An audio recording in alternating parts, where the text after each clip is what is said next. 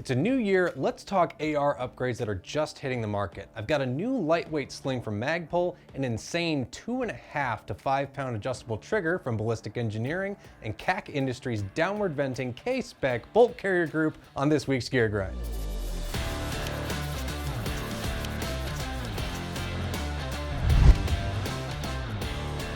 I've talked a lot about slings, but they're an essential part of any fighting or defensive rifle. So let's see how Magpul's new MS-1 Lite stacks up to the competition. The MS-1 Lite, like a lot of two-point slings, will work with basically whatever you've got, and you have even more options for attachment since it's only an inch wide.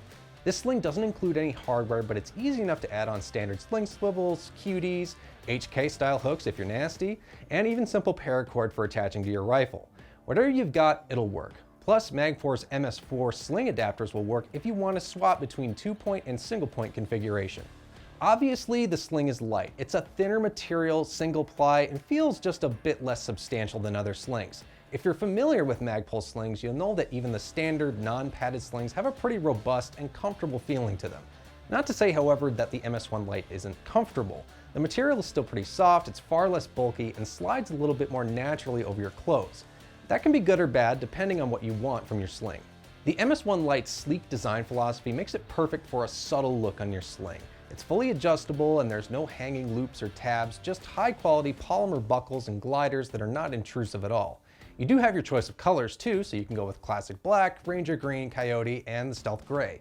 All the hardware between those colors is going to stay black, but you've got an array of options for your build. Function. For me, this is a great option for a sling, especially if you're trying to keep the bulk of your gear down. As I mentioned, the thinner material and width of this sling makes it easier to move the rifle with your body, less hangups on gear, things like that.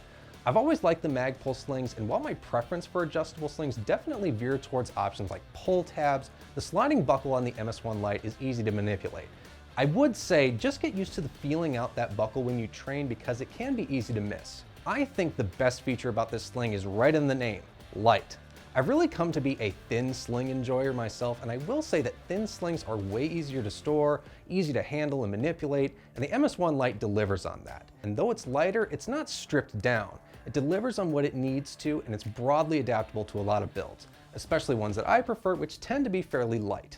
Now, let's go under the hood of this rifle because I've got the new Ballistic Engineering Accurized AR trigger, which can drop down to an ultralight 2.5 pound trigger pull with maybe the shortest break and definitely the shortest reset I've seen so far. Typically, drop-in triggers are pretty simple to install. This one gave me a little trouble, mostly because there's one quirk about it that I didn't know about. The cassette drops easily into standard forged receiver pockets. You will have to remove your pistol grip and safety to do so. After you get everything together, you may notice your trigger pins just kind of slide out. That's because there's one additional step. There's two small set screws at the side that need to be tightened down for a secure fit. My first time installing this, I actually missed that step, so I scratched my head a little wondering why the housing was rattling around. So just a word to the wise. Beyond that, it holds in securely. You can adjust the trigger easily just by letting the hammer free and turning the set screw below that to adjust your pull weight. Feel. I've talked a little bit about triggers in the past, and this one is absolutely up there with some of the biggest names in the industry. Ballistic Engineering states that this is a 1.75 degree trigger. Like, that tiny angle is all it takes to get this single stage to break. It's an incredibly short travel, has an even shorter reset. Like, I don't feel my finger moving and it resets. And that's before we talk about weight. The trigger can be adjusted from a more duty grade 5 pound to an ultralight 2.5 pound single stage. Yeah, you can get very precise trigger press with this thing, and the accuracy gains you'll see compared to your mil-spec trigger is going to be crazy. Form. Once it's installed, really great minimalist design. Flat blade with some nice contours on the back. But let's talk about what's actually doing the heavy lifting before the install. Despite that insanely low pull weight, you've got a full power hammer spring and this nickel boron coated hammer for reliable ignition. Plus A2 and S7 tool steel internals to get a durable, precise action. All this with Ballistic Engineering's patented disconnect system, which is a huge part of why you get such amazing performance from this trigger. Function. Taking this thing to the range was, in a word, incredible. That super short break and reset I can barely feel beyond the click when I take pressure off makes the trigger an absolute joy to shoot. As with any adjustable trigger, the ability to customize such a high performance piece of gear is, in my opinion, the biggest benefit. For example, I like keeping mine at around 4.5 pounds because that's what I'm used to and that's what I prefer on defensive rifles. But you can dial this down to those ultra light pull weights for competition, whether you're gaming a 2-gun match or going for precision. Again, that's just the weight. The disconnect system makes the performance of this trigger absolutely insane.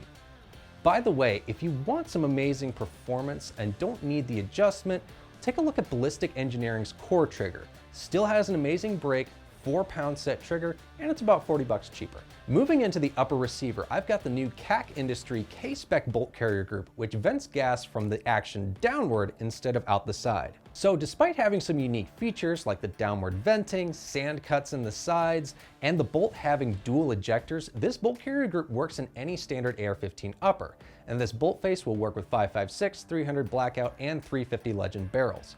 Now, in an ideal world, you're also going to check headspace with the bolt and barrel you're going to use, but I've gotten by just by making sure the bolt will seat into battery before I go for live fire. Make sure to use a reputable brand for your barrel, just my recommendation. Feel. So, for a deluxe bolt carrier group that costs nearly $200, you expect to have a product in hand that feels good, and CAC doesn't disappoint here. This thing is all steel, obviously, but it comes in a rigid, form-fitting plastic tube for transport.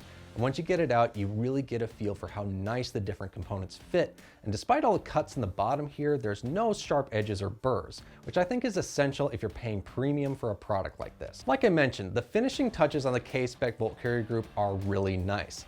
Hard, slick black nitride finish with some tasteful branding lasered on the side. And though you won't see those sand cuts, this does look a little cooler than your standard bolt and carrier. I noticed a slightly rougher finish around the gas key, but that's nothing to really be concerned with. This thing will be carboned up in no time.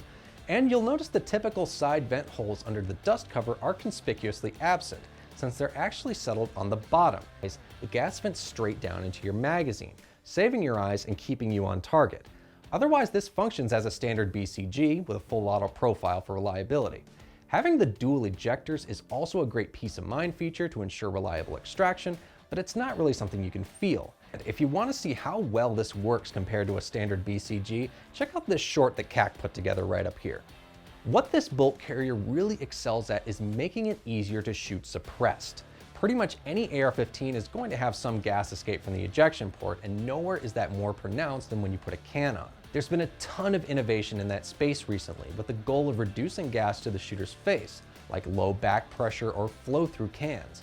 But now when you add in the downward venting BCG, which doesn't change the action and has no negative impact on reliability, kind of a no-brainer if you've already invested $1,000 or more into a silencer. This is the kind of gear that I really love, stuff that's broadly compatible with the AR-15 but actually has some innovative, functional touches that transform how you shoot the rifle. I'm hoping that 2024 gives us even more.